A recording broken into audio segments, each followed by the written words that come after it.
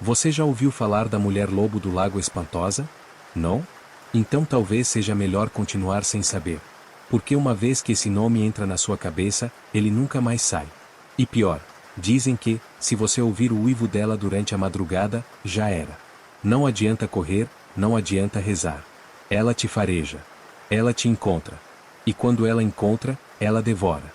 Dizem que tudo começou em 1845, numa vila esquecida pelos mapas do Texas. Um lugar tão ermo que até o vento parece fugir de lá.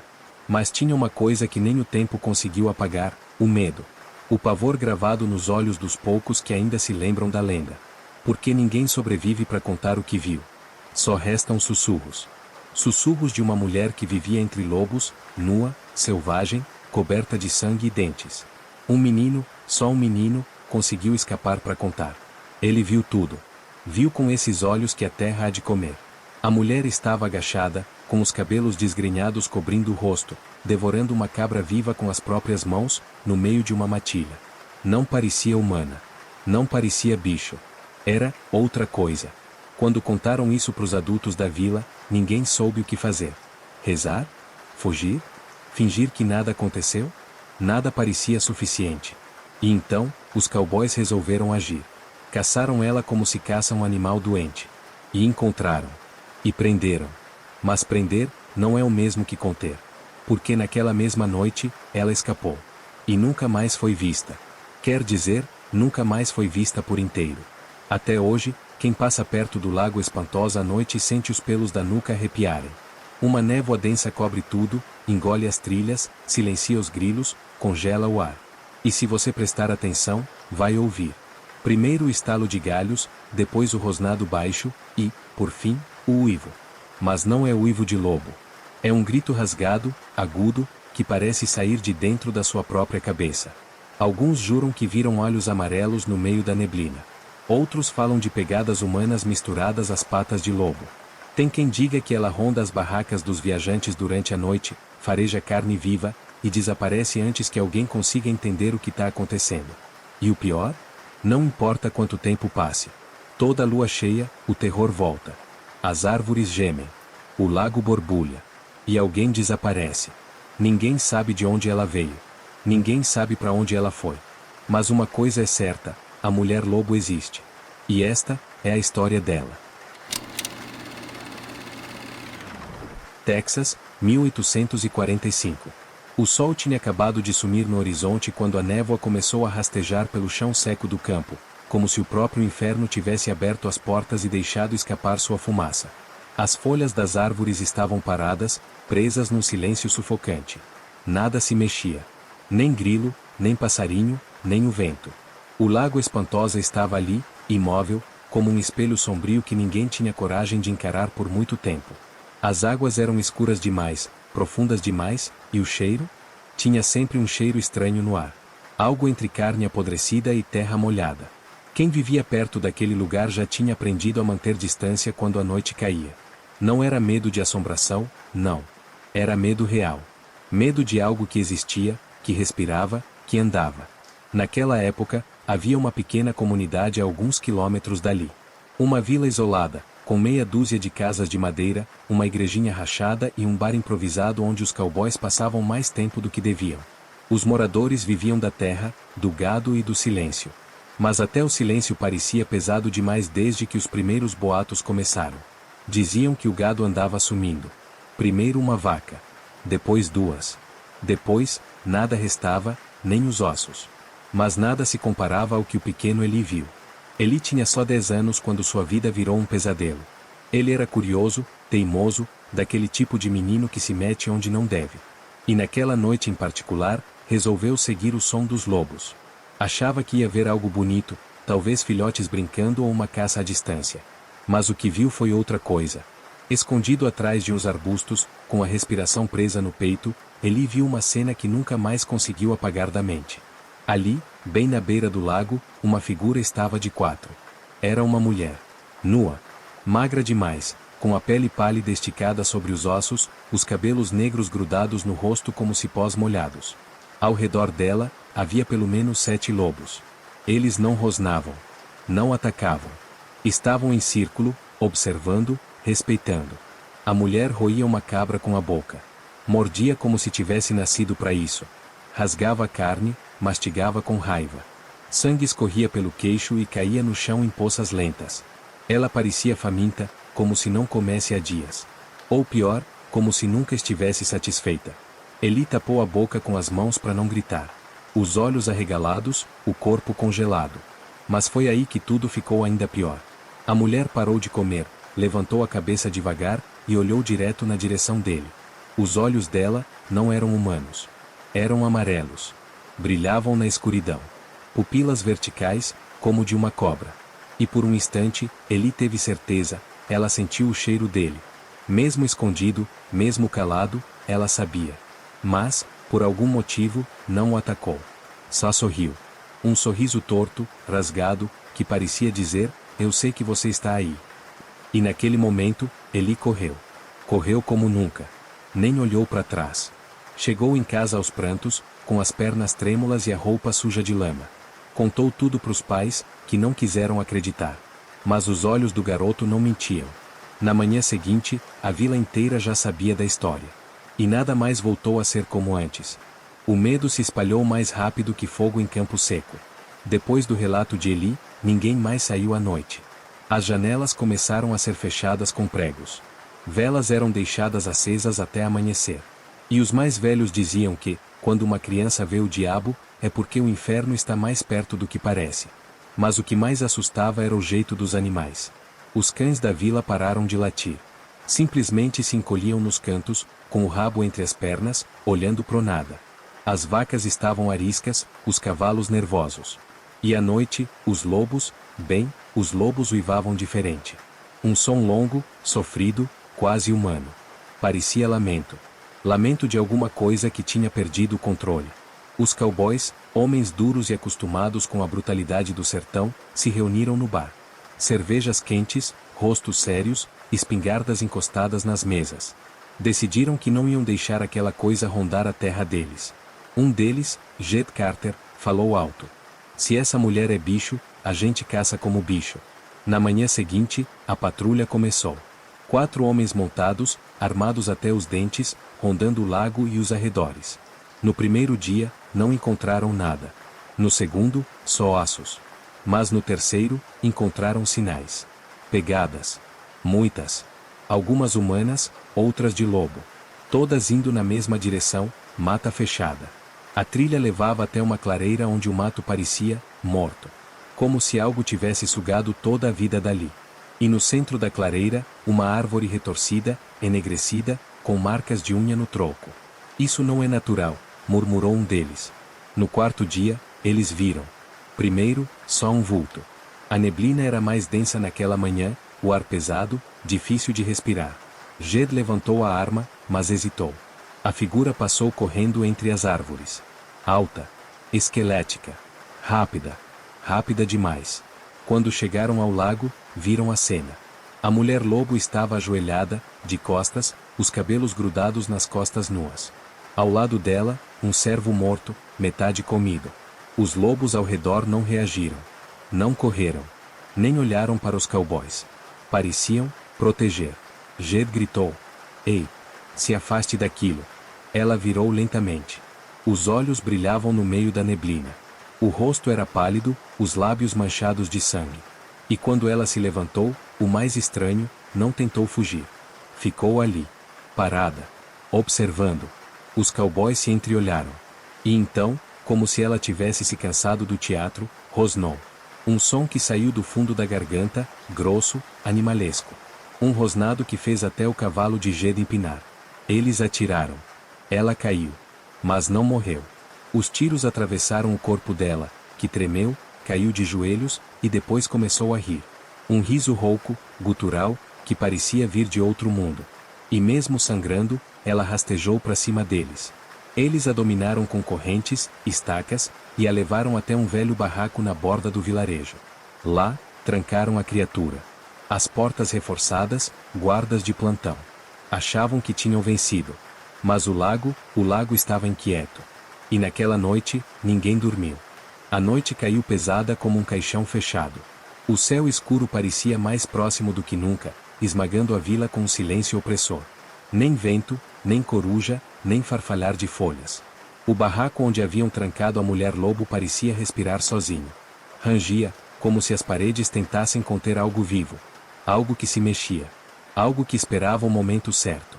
Jed e os outros cowboys estavam em volta do casebre, armados, com tochas nas mãos. Tentavam disfarçar o medo com conversas curtas, mas os olhos deles diziam tudo. Um deles, Sam, tremia sem parar.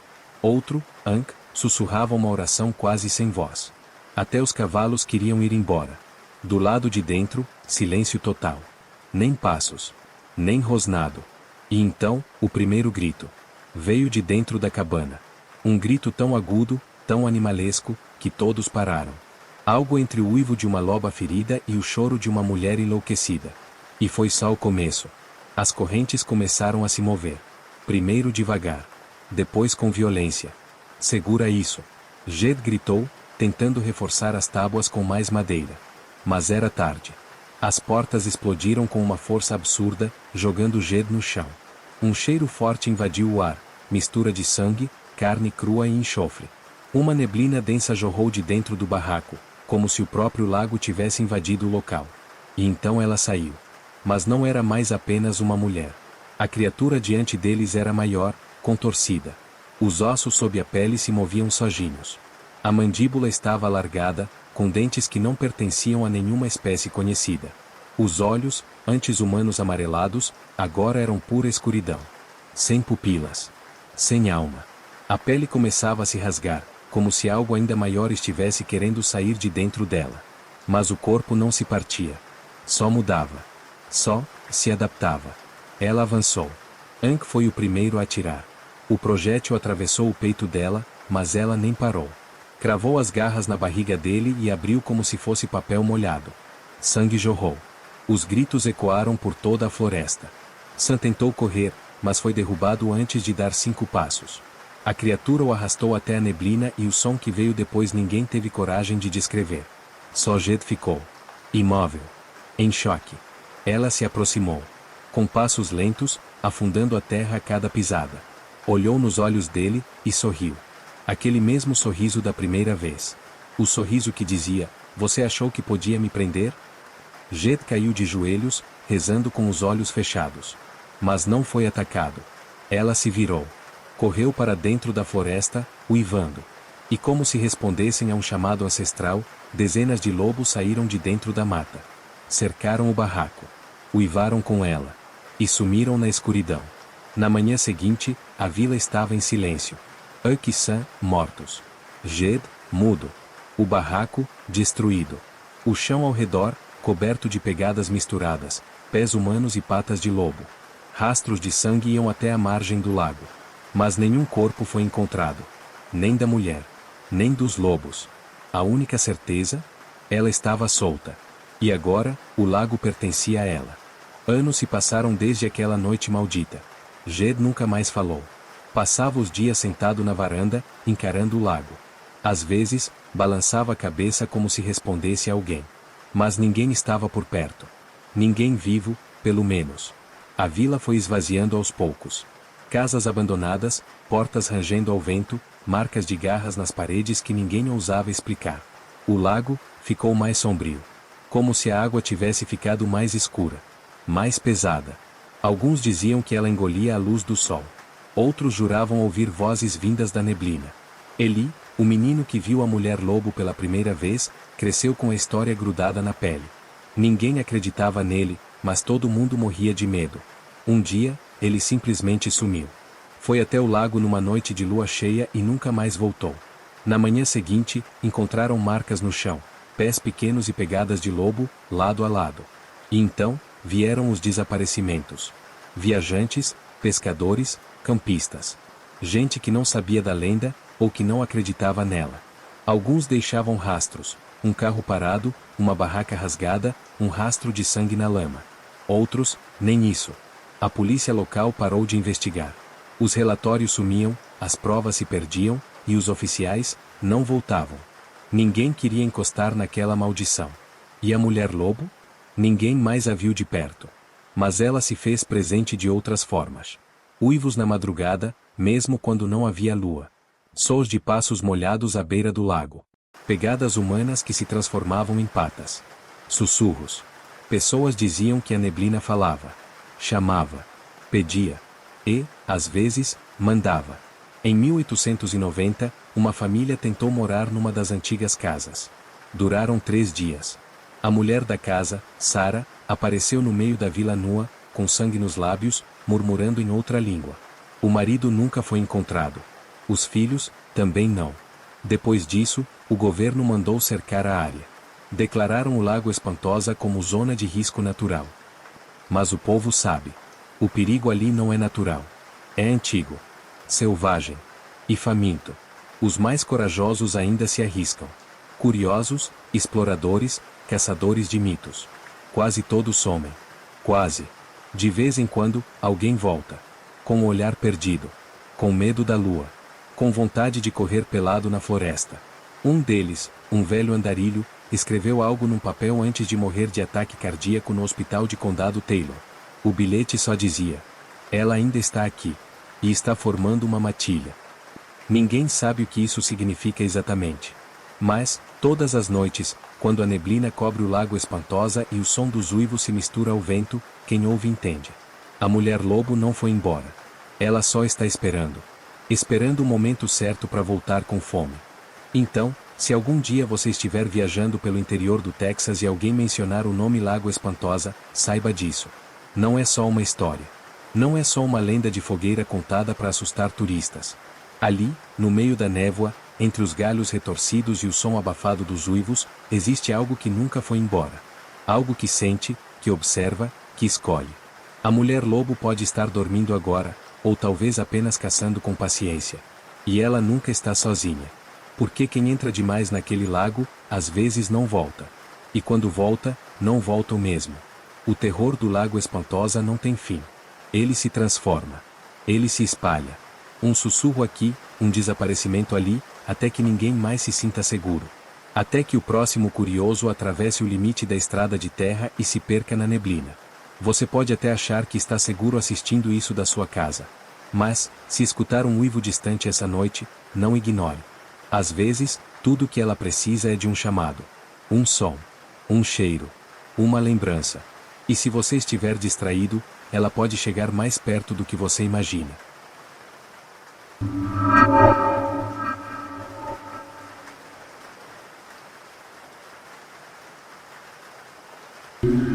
Você já acordou no meio da noite com a sensação de que tinha alguém te observando?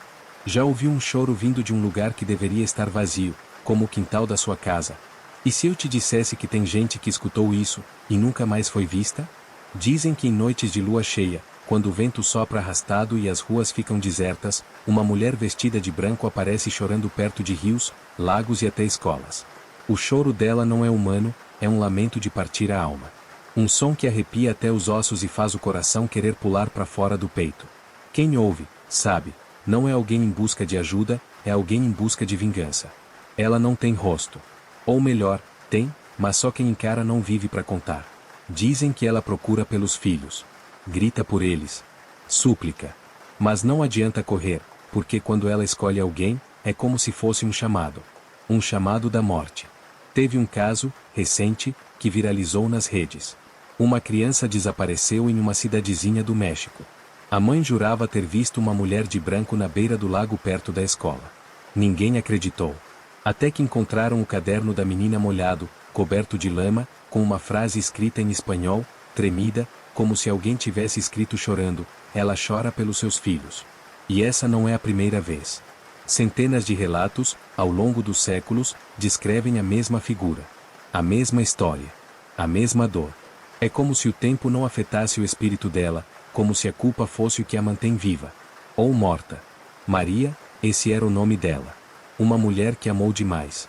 Amou tanto que perdeu o controle. Traída. Humilhada. Destruída por dentro. E quando o coração dela se partiu, levou junto 2 vidas inocentes.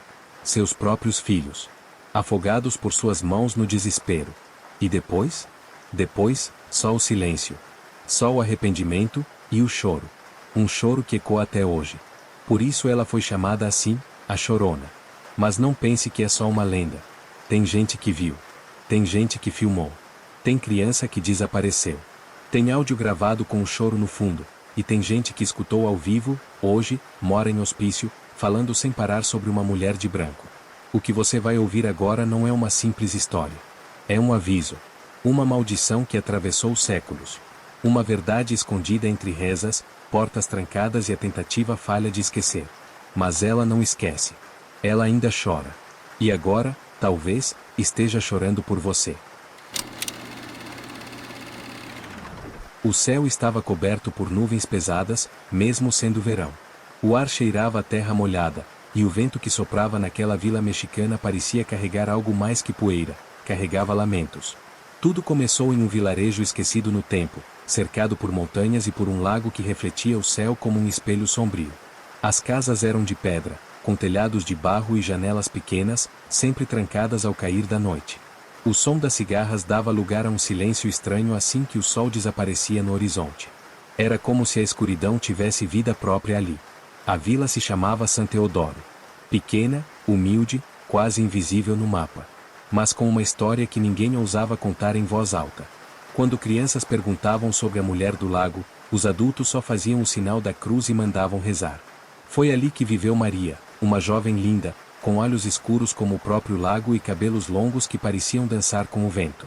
Filha de uma família tradicional, vivia sob regras rígidas e planos impostos. Mas Maria tinha um espírito livre.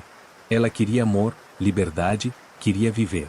E ela encontrou tudo isso em Alejandro, um forasteiro que passou pela vila como um sopro.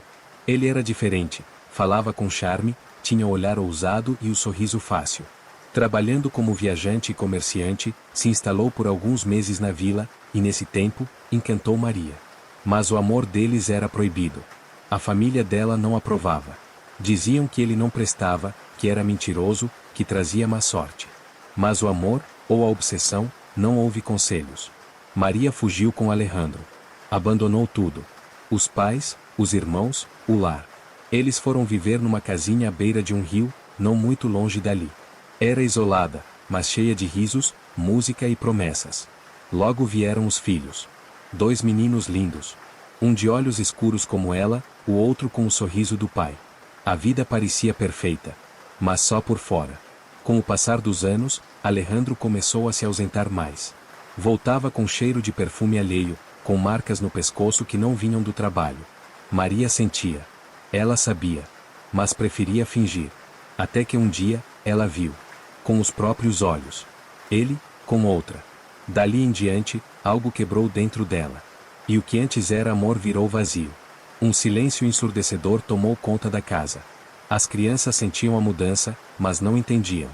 Maria parava diante do lago, horas e horas, como se o vento sussurrasse algo só para ela. A vizinhança dizia que ela andava diferente. Que seus olhos não piscavam mais.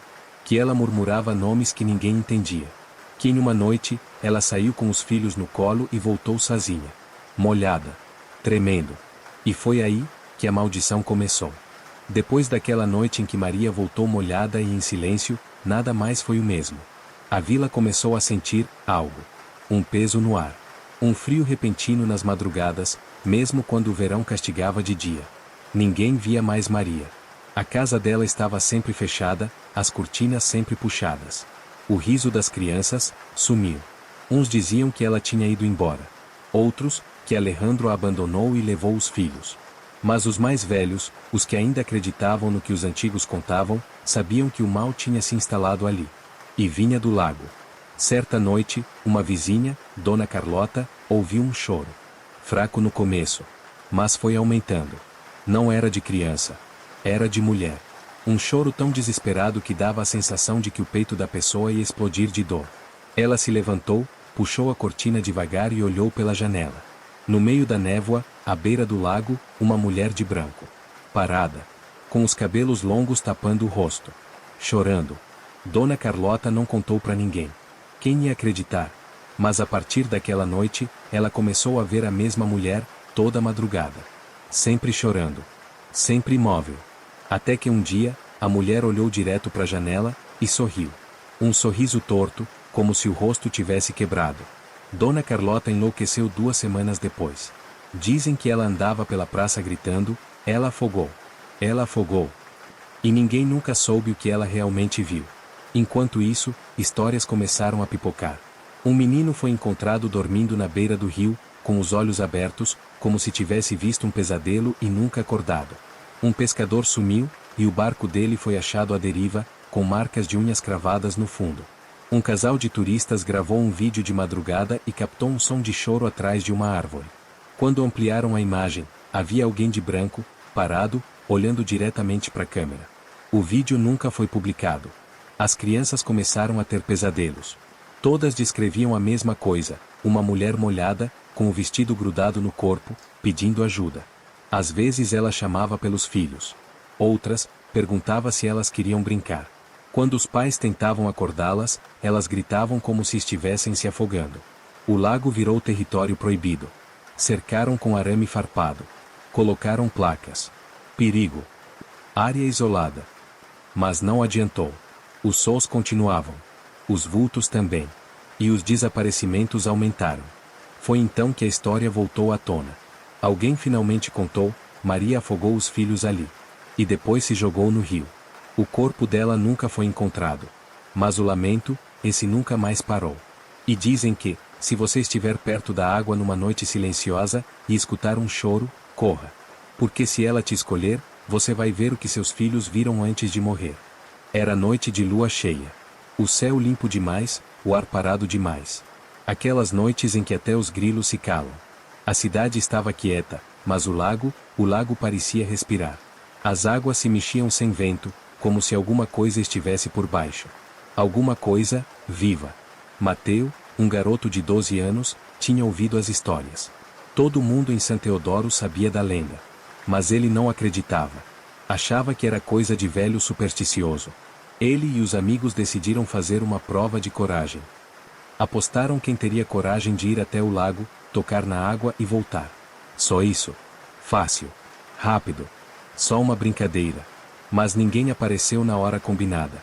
Só Mateu. Ele foi sozinho. Com a lanterna na mão e o coração batendo mais forte do que gostaria de admitir, Mateu caminhou até a margem.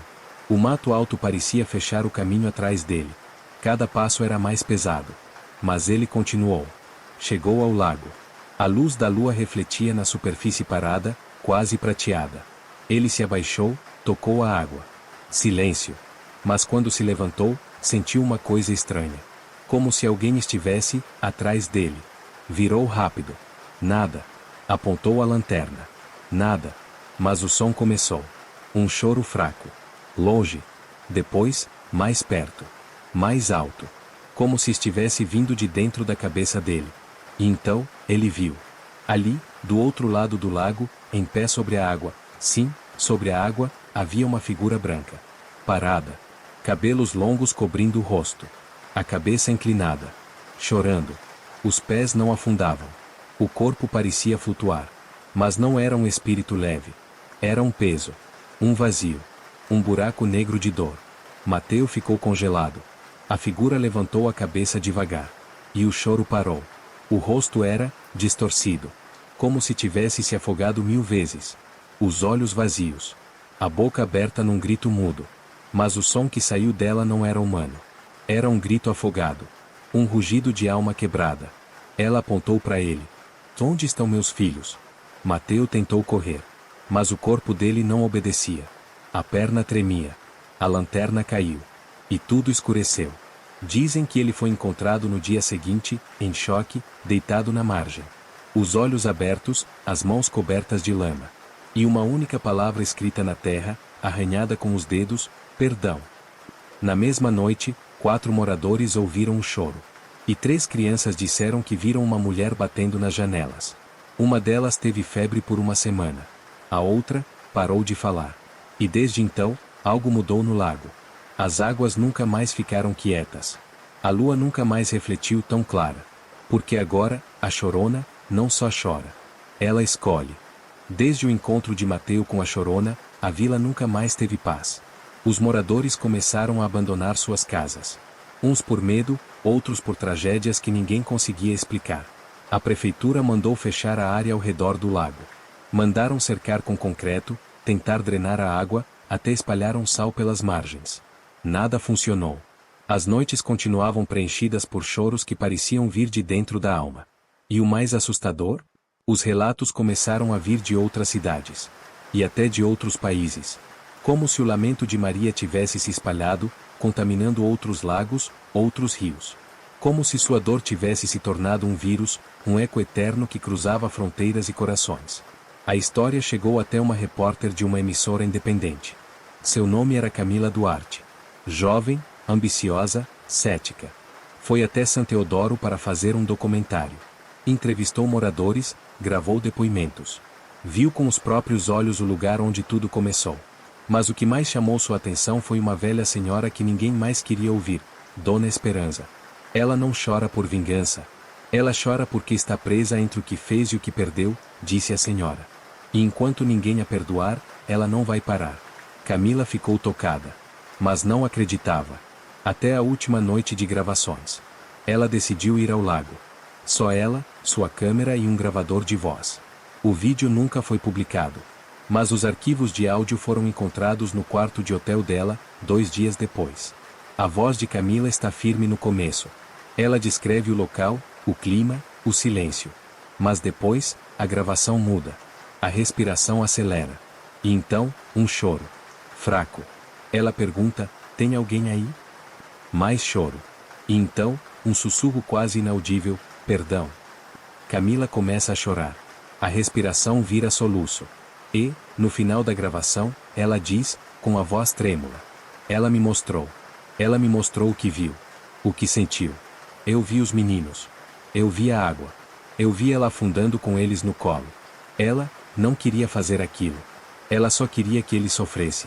Mas errou. E agora sou eu quem chora com ela. O último som é um grito abafado. Depois, silêncio. Camila nunca foi encontrada. Dizem que, em noites sem lua, é possível ver 2 figuras à beira do lago agora. 2 mulheres, de branco, de mãos dadas, olhando para a água. Chorando. E esperando. Esperando por alguém que também tenha um arrependimento guardado. Porque a chorona, reconhece quem carrega a culpa. E quando encontra, leva. Até hoje, ninguém sabe ao certo o que realmente aconteceu com Maria. Mas o que todo mundo sente, é que ela ainda está aqui. Vagando entre o arrependimento e a saudade. Presa entre o mundo dos vivos e o dos mortos. Alguns dizem que ela aparece apenas para quem precisa aprender uma lição. Outros acreditam que sua alma está condenada a repetir a dor de sua perda para sempre. Mas a verdade é que, quando o choro começa, já é tarde demais.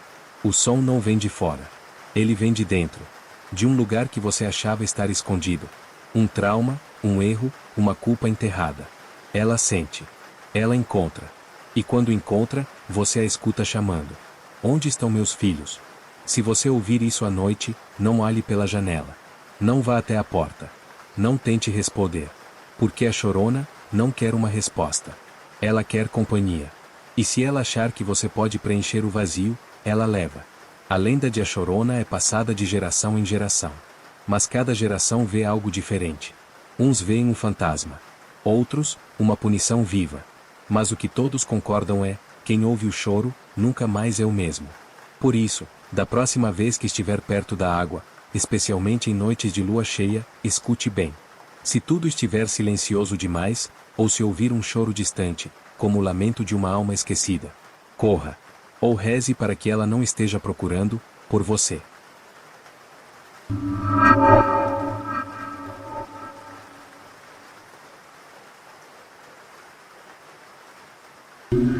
Você já ouviu o som de cascos batendo no meio da floresta, quando não deveria haver nenhum animal por perto? Era 1 da manhã. A lua cheia mal iluminava a trilha de barro que cortava a floresta. O silêncio era pesado, quebrado só pelo farfalhar das folhas secas e o som distante de algo, marchando. Um passo de cada vez. Devagar. E firme. Como se fosse alguém, ou alguma coisa, caminhando diretamente em sua direção. Mas o que ninguém sabia, é que aquilo não era humano. Durante décadas, caçadores e campistas relataram a mesma coisa. Uma mulher linda, de vestido branco e olhos escuros como o breu, aparecendo sozinha nas trilhas mais afastadas, sempre ao entardecer ou à noite.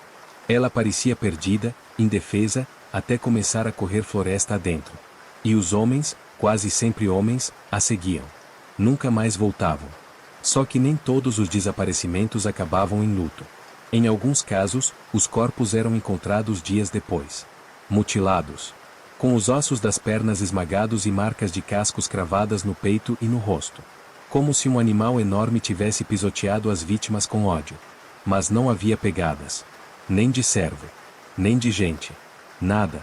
E foi isso que aconteceu com o Mateus. Um cara boa pinta, 30 e poucos anos, personal trainer, cheio de casos escondidos e um ego maior que o Texas. Ele estava passando um final de semana num sítio com amigos, bem afastado da cidade.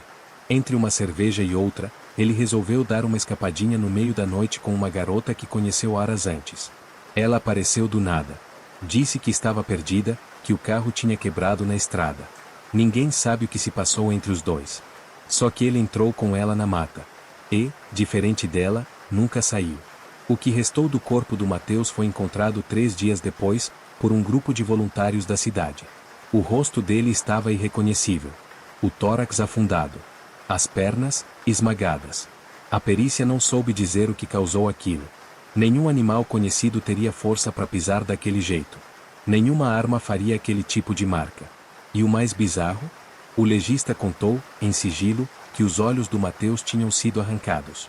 Mas o corte era limpo, preciso, como se alguém soubesse exatamente o que estava fazendo. A polícia arquivou o caso como ataque de animal selvagem. Mas quem mora na região sabe a verdade. A floresta ali tem dono. E ela não perdoa traidores, mentirosos e infiéis. Então, da próxima vez que você ouvir um som de cascos na floresta, reze. Porque pode ser só um servo comum. Ou pode ser ela. A mulher servo. A floresta de Pine Hollow, no interior do estado de Washington, é daquelas que parece ter saído de um filme de terror. Árvores gigantescas se erguem como muralhas vivas, bloqueando a luz do sol. O chão é coberto por folhas podres e musgo escuro, e o cheiro de terra molhada nunca vai embora, nem nos dias mais secos. Os galhos se entrelaçam no alto como se escondessem algo, ou como se quisessem prender quem entra. No final de uma estrada de terra esburacada, fica uma antiga cabana de madeira. O lugar é isolado, sem sinal de celular e com energia vinda de um gerador velho que vive falhando. Era lá que Mateus e os amigos decidiram passar o final de semana. Uma fuga da rotina, como ele dizia. 3 dias de churrasco, bebida e liberdade total. Ele precisava disso. Tinha terminado um namoro há pouco, ou pelo menos foi isso que contou. A verdade é que Mateus levava uma vida dupla. Enquanto jurava amor eterno para uma, se encontrava com outras 2 pelas costas. Os amigos desconfiavam, mas ninguém dizia nada. Mateus era aquele tipo de cara que sempre dava um jeito de sair por cima. Boa aparência, sorriso fácil, papo sedutor. Estava acostumado a conquistar, manipular e depois sumir. Na cidade, tinha fama de pegador. Nas redes sociais, era só fotos de academia, viagens e um monte de frases motivacionais de mentira. Mas ele não fazia ideia do que o esperava em Pine Hollow. Na primeira noite, tudo correu bem. Música alta, churrasco queimado, risadas altas. Mas na manhã seguinte, uma neblina densa cobriu a floresta. O tempo virou do nada. A temperatura despencou e um vento gelado começou a soprar sem parar, fazendo as árvores rangerem como se gritassem de dor. Um dos amigos, o Rodrigo, comentou que ouviu passos durante a madrugada. Disse que parecia gente andando por perto da cabana. Mas ninguém levou a sério. Só que, no fundo, todos sentiram aquele arrepio estranho que não tem explicação. A floresta parecia viva. Foi nessa mesma noite que ela apareceu. Mateus foi o primeiro a vê-la. Estava fumando do lado de fora quando percebeu uma figura parada entre as árvores. Era uma mulher. Pele clara, cabelo preto liso e um vestido branco, longo, que dançava com o vento. Ela não disse nada. Só ficou ali, olhando. Ele acenou. Ela sorriu. E então correu para dentro da mata. Mateus, claro, não resistiu. Pegou o casaco, disse aos amigos que ia dar uma volta e seguiu pela trilha. Foi a última vez que alguém o viu com vida. O que ninguém ali sabia é que aquela mulher não era uma vítima. Nem uma alma perdida. Era uma caçadora. E o Mateus, já estava marcado. O problema começou quando Mateus não voltou. A noite passou arrastada. O vento ficou mais forte, soprando pelas frestas da cabana e apagando as velas que eles tinham acendido. O gerador desligou de vez. Os amigos acharam que ele tinha se perdido na trilha ou que estava fazendo algum tipo de graça. Afinal, era o Mateus. Gostava de sumir e aparecer rindo, dizendo que era só uma aventura. Mas quando o sol nasceu, e ele ainda não tinha voltado, a preocupação virou medo. Rodrigo e mais dois foram procurar por ele. A floresta parecia diferente durante o dia. Ainda mais fechada, mais escura, mais sufocante. Os galhos estalavam com facilidade, mas os sons dos passos pareciam engolidos pelas árvores. Não havia sinal de Mateus, nem da tal mulher. Só pegadas, marcas fundas na terra úmida. Mas o estranho é que as pegadas tinham a forma de cascos. Não de cavalo. Menores. Como de um cervo, andando em duas patas. Eles seguiram por mais de 1 hora até que chegaram a um pequeno riacho. Ali, encontraram a primeira pista real, o casaco de Mateus, rasgado e jogado em cima de uma pedra, coberto de lama e sangue seco. Um dos bolsos tinha sido arrancado. O zíper estava quebrado, como se tivesse sido puxado à força. Rodrigo quis continuar, mas os outros voltaram. A floresta parecia se fechar mais a cada passo. Sons estranhos ecoavam entre as árvores. Um sussurro aqui. Um estalo ali. E, por um instante, ele achou ter visto algo se movendo entre os arbustos, algo alto, com pernas finas e olhos brilhantes. Na cabana, o clima era de tensão. Eles ligaram para a polícia, mas ninguém apareceu. A cidade mais próxima ficava a quase 2 horas, e o acesso era complicado. Resolveram esperar mais um pouco. Naquela noite, algo aconteceu. Por volta das 3 da manhã, enquanto todos dormiam, um som começou a ecoar lá fora. Como cascos batendo contra a madeira da varanda. Um dos amigos, Lucas, foi até a janela. A princípio, não viu nada.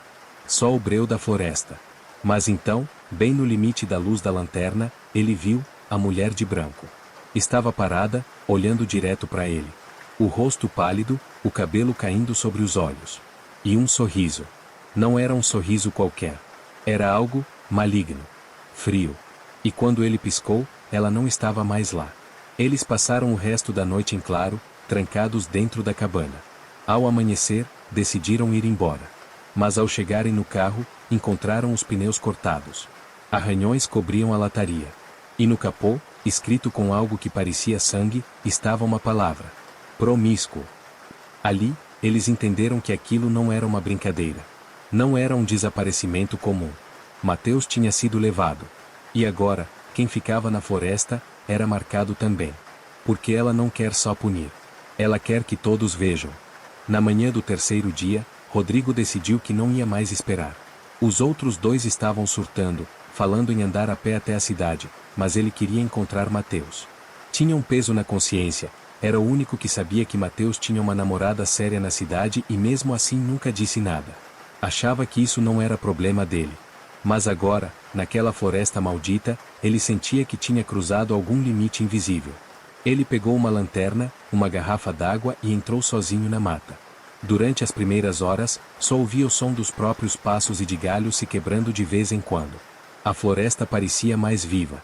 O ar era denso, úmido, como se respirasse ao seu redor. E a cada passo, a sensação de estar sendo observado aumentava. Até que ele chegou a uma clareira.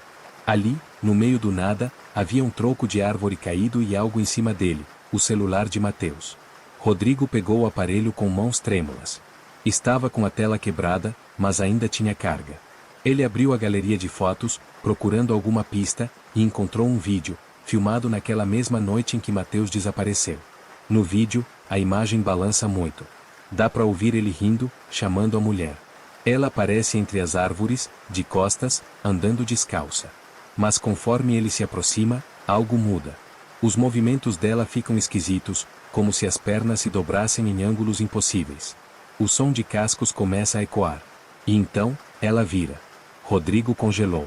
A mulher do vídeo tinha o rosto humano, mas os olhos eram completamente negros. E as pernas, eram pernas de cervo. Finas, alongadas, com cascos nas pontas. No final do vídeo, antes da imagem cair no chão, dá para ouvir um grito horrível, seguido de estalos, como ossos sendo quebrados. Depois, silêncio. Foi quando Rodrigo ouviu. Ele olhou ao redor. Nada. Mas o som vinha de perto. Virou devagar e viu, entre as árvores, a mesma figura do vídeo. Ela o encarava, parada. O vestido branco agora estava sujo de sangue. Os olhos eram 2 buracos negros. As pernas, dobradas como de um animal. E então ela andou. Com passos pesados. Um som seco, como cascos batendo no solo. Rodrigo tentou correr, mas a floresta parecia se mover com ela. Galhos agarravam suas roupas, raízes pareciam brotar do chão. Ele tropeçou, caiu, e quando tentou levantar, ela já estava ali. Muito perto. Ela se abaixou, o rosto a centímetros do dele. E sussurrou. Quantas você enganou? Rodrigo tentou responder, mas a boca não se mexia. Ela levantou o braço, um braço humano, mas com unhas afiadas como garras, e passou sobre o peito dele. Não cortou. Só pressionou. Mas ele sentiu o coração parar por um segundo. Era como se ela sugasse o fôlego. Então veio o som. Cascos. Fortes. Rápidos. Pisoteando. Tudo escureceu. Horas depois, os amigos encontraram Rodrigo caído na clareira, ainda vivo, mas com os olhos vidrados, o rosto coberto de arranhões, e marcas fundas no peito. Ele não falava mais. Só repetia uma frase, sem parar. Os olhos dela, os olhos dela. Depois do ataque, Rodrigo nunca mais foi o mesmo. Levaram ele para um hospital psiquiátrico no interior, onde ficou sedado por dias. Os médicos diziam que era choque pós-traumático, que ele estava em estado de catatonia. Mas ninguém conseguia explicar as marcas no corpo, nem os hematomas em formato de casco que se repetiam como um padrão ritualístico pelo peito e nas costas. Os outros 2 amigos voltaram para a cidade sem olhar para trás. Inventaram uma história qualquer, que Mateus se perdeu, que Rodrigo surtou. Mas a verdade, eles sabiam. E o mais estranho, não tinha nenhum registro de desaparecimento de Mateus no banco de dados da polícia. Era como se ele nunca tivesse existido. As redes sociais sumiram. O número dele dava fora de área. Até a namorada, que tinha ido à delegacia, desapareceu uma semana depois. Ninguém viu. Ninguém ouviu. Só, sumiu. Rodrigo, um mês depois, fugiu da clínica. Foi encontrado 2 dias depois em uma reserva florestal, completamente nu, coberto de terra e arranhões, falando em línguas que ninguém conseguia identificar.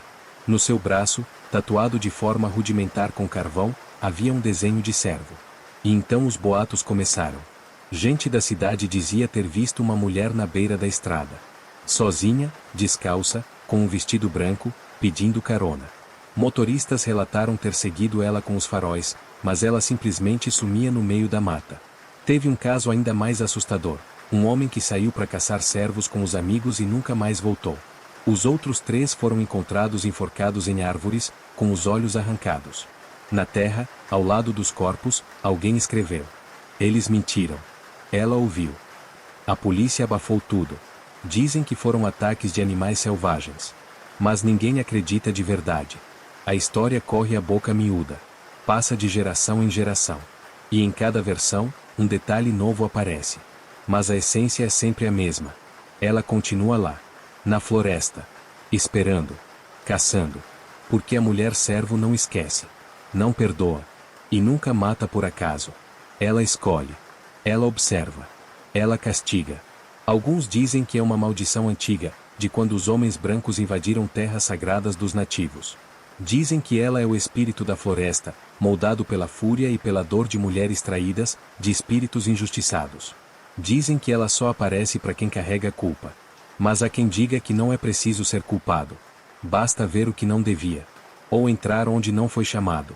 Porque uma vez que você pisa na terra dela, a floresta lembra. E os cascos, sempre voltam. E assim termina mais uma história. Ou pelo menos, a parte que a gente tem coragem de contar. A mulher servo pode parecer só uma lenda, só um mito antigo perdido nas sombras das florestas da América do Norte. Mas e se não for? E se ela estiver lá agora mesmo, observando, esperando, farejando os passos de quem carrega algum pecado escondido? Porque se tem uma coisa que a gente aprendeu nessa história, é que ela não perdoa. E também não esquece.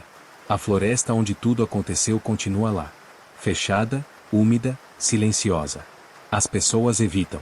Dizem que o lugar é carregado, que tem algo estranho no ar. E os poucos que ainda se arriscam por aquelas trilhas, sempre relatam os mesmos sinais. Pegadas de casco em lugares onde nenhum animal poderia ter passado. Vultos brancos que somem entre as árvores. E o som, o maldito som. Se você estiver sozinho na mata e ouvir esse barulho, como se algo estivesse andando atrás de você, em passos lentos, rítmicos, como cascos pesados. Não olhe para trás. Não tente correr. Porque ela já escolheu. E se ela te viu, não tem volta. Dizem que a mulher servo aparece de formas diferentes para cada pessoa. Para uns, é só um animal. Um servo estranho, parado entre as árvores, com olhos escuros demais para serem normais. Para outros, é uma mulher linda, sedutora, que chama pelo nome e sorri com os lábios, mas não com os olhos. E para quem tem mais sorte, ou azar, ela se revela como é de verdade. Uma criatura híbrida, feita de carne e maldição, com cascos, pernas tortas e um rosto que mistura beleza e morte ao mesmo tempo. E mesmo que você escape, a marca fica. Você pode tentar esquecer. Tocar a vida. Fingir que nunca aconteceu. Mas vai chegar uma noite, talvez daqui a semanas, ou anos. Você vai acordar suando, sentindo um cheiro estranho. Um vento frio vai entrar pela janela.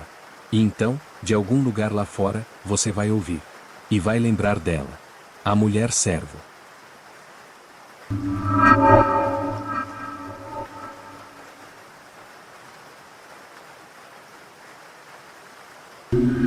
Para mais relatos assustadores como esse, siga o Caçador de Assombração. Deixe seu like e assista aos outros vídeos no canal. Bons sonhos, caçadores!